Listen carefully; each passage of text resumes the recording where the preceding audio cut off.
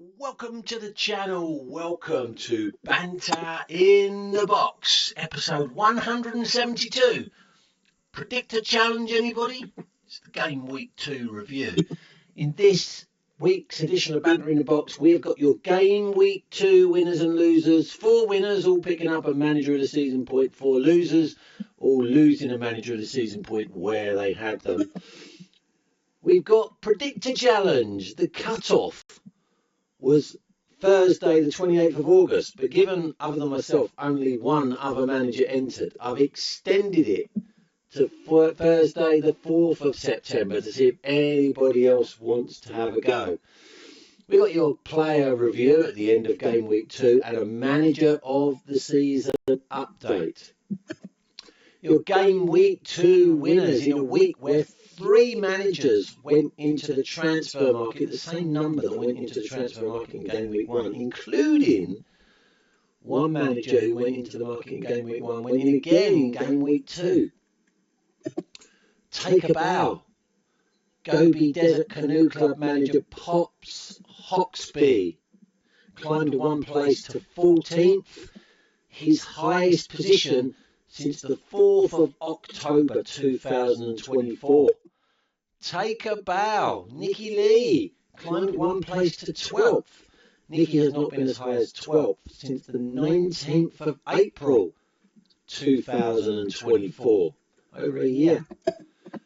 Take a bow also for the second week running. Norfolk Enchants FC manager Angela Addis. What is going on? Climbed 3 places to 16th, the biggest climbers in game week 2.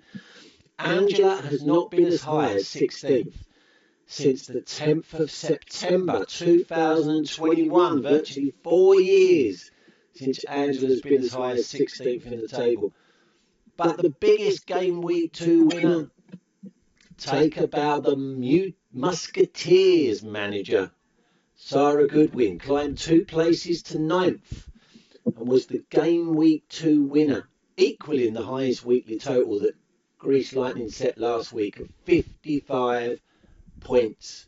1 manager of the season point to those 4. Your game week 2 losers, yours truly, dropped 1 place to 15th. I haven't been as low as 15th since the 10th of January. It's not been a great start to the season for the chairman. For the second week running, hang your head in shame. Legends 23 manager Keith Simons dropped another place to 19th. Keith has not been as low as 19th since the 15th of December 2023. And Keith is that manager that's already made 2 transfers in 2 weeks as he tries to arrest his slide down the table.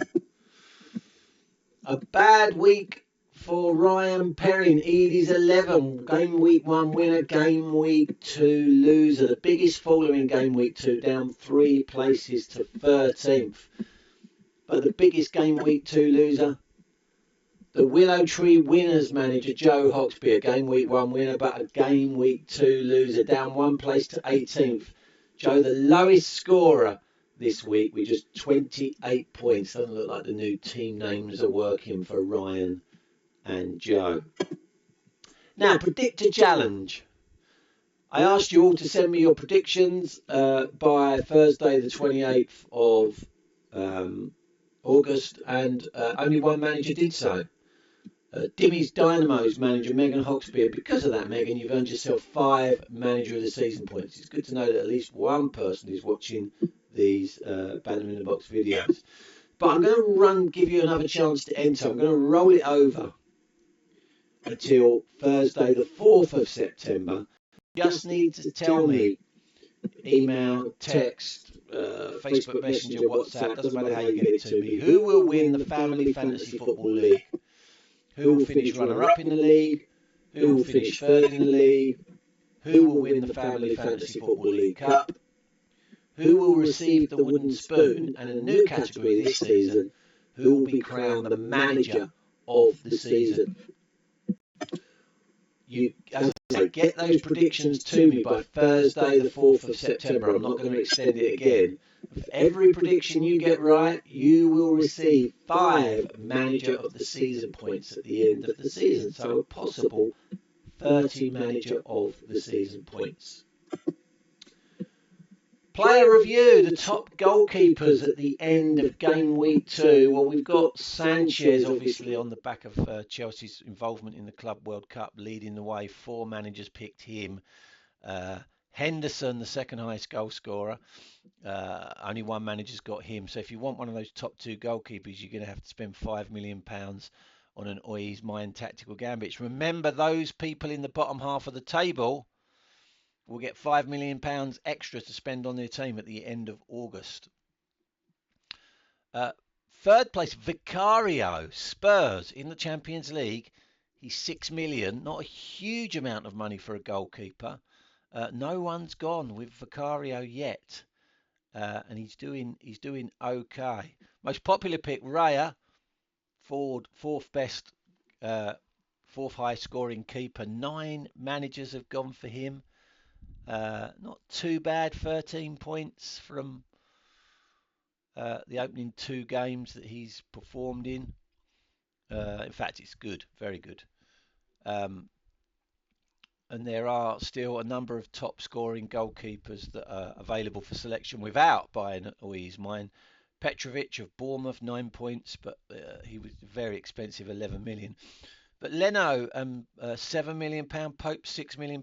That's not huge sums of money. So anyway, they're your top goalkeepers. Top defenders, if you need a defender, well, Cucurella's available at 14 million. He's expensive, but the highest scoring defender so far, dominated by obviously Chelsea players because of the FIFA Club World Cup. Gusto, second highest scoring defender. Chalobah, third highest scoring defender.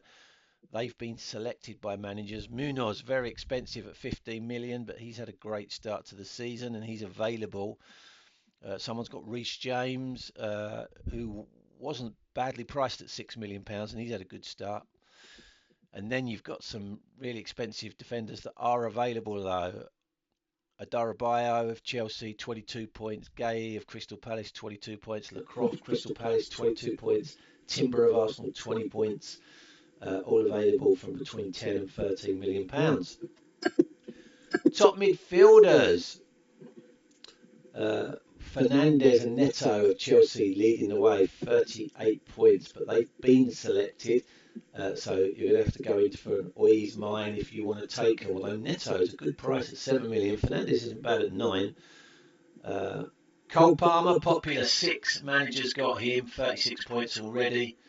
£11 million, though he's out, injured at the moment. Ismail Sarr of Palace, 26 points, £9 million is available. That's no money at all, 9 million. Casiado at Chelsea, 25 points. He's only 7 million. He's available for transfer.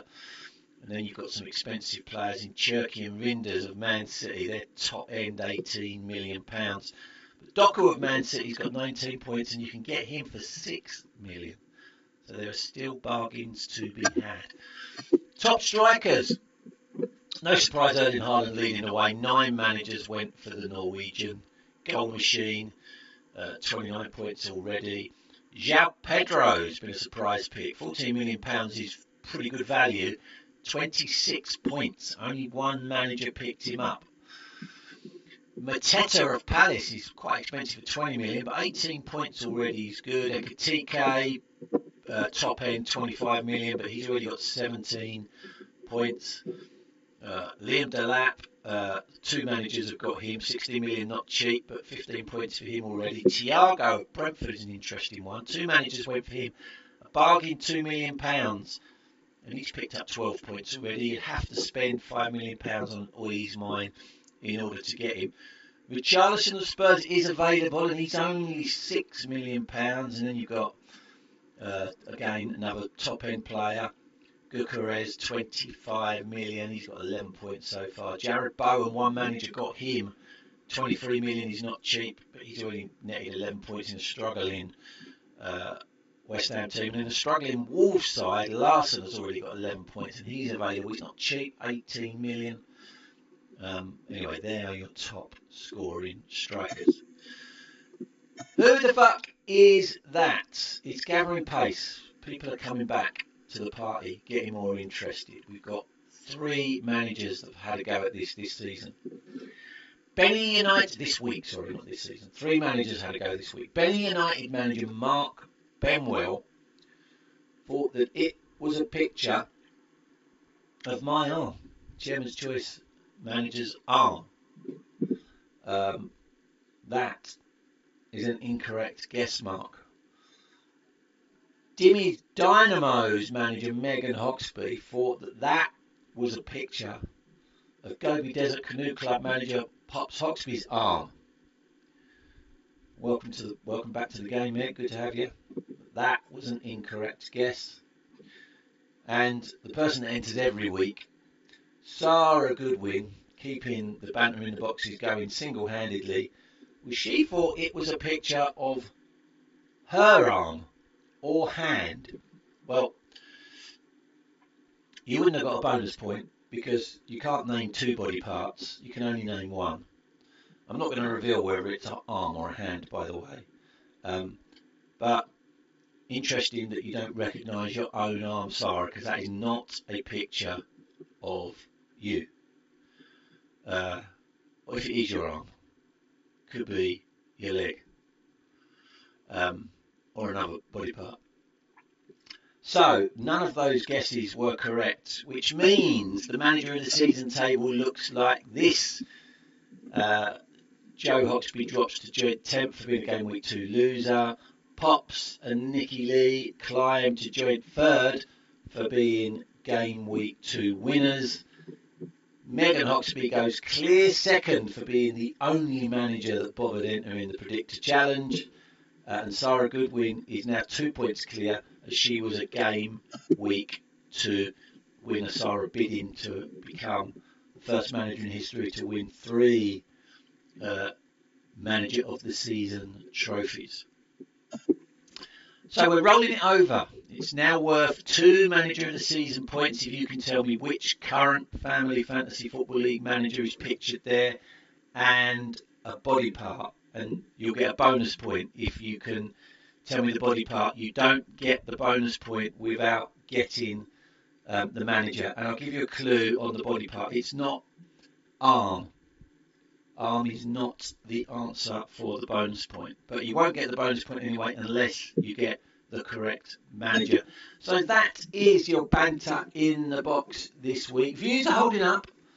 So we will be returning for another episode in a week's time. And it will be the eve of the international break.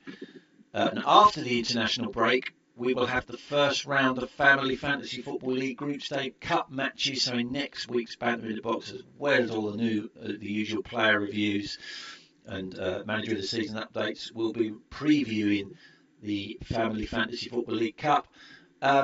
Disappointingly, no bites from I've Got a Life to Benny United's quote of the week last week. She obviously isn't watching the Banter in the Boxes, or she's just given up arguing with Mark, which would be disappointing. But as always, good to hear from you guys out there, just so I know you're still there and you're still watching and you're still interested in the kind of off-field shenanigans of being in the Family Fantasy Football League. So if you've got any banter, please let me know. As always, any sort of content you want in Banter in the Box that you're not currently getting, let me know. If I can accommodate it, I will do. But until next week, have fun, everybody. Bye-bye.